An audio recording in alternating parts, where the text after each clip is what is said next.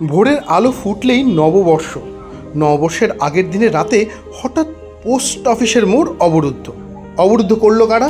এই নিয়ে যখন প্রশ্ন তুলছিল পথচারীদের একাংশ, তখনই দেখা গেল এক ঝাঁক শিল্পীরা রং তুলি নিয়ে নেমে পড়েছেন শহরের রাস্তার বুকে আলপনা আঁকতে।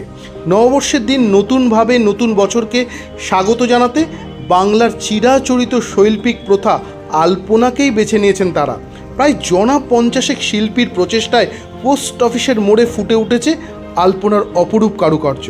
পথ অবরুদ্ধ থাকার কারণে প্রথমে পথচারীরা কিছুটা অসন্তুষ্ট হলেও পরে যখন শিল্পমণ্ডিত আলপনার কাজকর্ম দেখতে পান তারপর তারাও এগিয়ে আসেন, উৎসাহ দেন, ছবি তোলেন, তাদের কর্মকাণ্ড দেখতে দেখতে গল্পও জুড়ে দেন। চারুকলা সোসাইটি ও পোস্ট অফিস মোড়ের জাগো বাংলার উদ্যোগে শহরকে বাংলার নববর্ষে সাজিয়ে তুলতেই এই উদ্যোগ বলে জানিয়েছেন দুই সংস্থার কর্মকর্তারা। তারা চান বাংলার শিল্পের রং ধরেই কৃষ্ণনগরের জীবনে আসুক নতুন বছর নতুন আশা নিয়ে।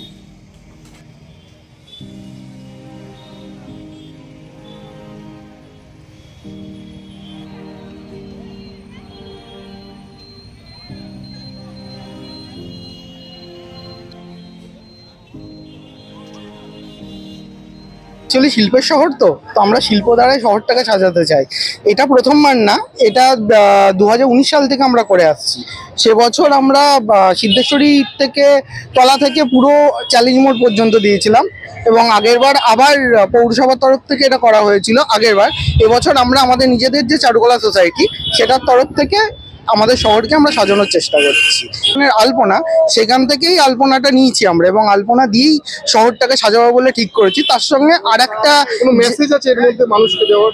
অবশ্যই শিল্পটাকে তৈরি করাটা এবং শিল্পকে প্রসার করাটাই তো সব থেকে বড় মেসেজ, যেটা সমাজকে আরো জানতে হবে এবং সমাজকে আরো জাগরিত করতে হবে। এই তরফ থেকে